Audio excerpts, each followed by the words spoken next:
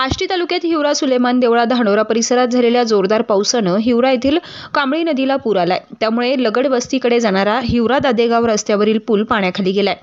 धानोरा हिवरा आणि सुलेमान देवळा म्हसोबावाडी येथील पूल पाण्याखाली गेलेत। रात्री 12 वाजेपासून वाहतूक ठप्प झाली आहे। अनेक गावांचा संपर्क तुटलाय, जनजीवन विस्कळीत झालंय।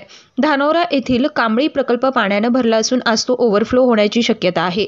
शेतकऱ्यांचे मोठ्या प्रमाणात नुकसान झालंय। खरीपाची पिके पाण्यात गेल्यानं शेतकरी वर्गात शेतीचं आणि चिंतेचं वातावरण निर्माण झाले। तात्काळ नुकसानग्रस्त शेतकऱ्यांचे शेतीचे पंचनामे करण्याची मागणी होती आहे। तेज वार्ता प्रतिनिधी हमजान शेख सह सय्यद रिजवान, धानोरा, आष्टी।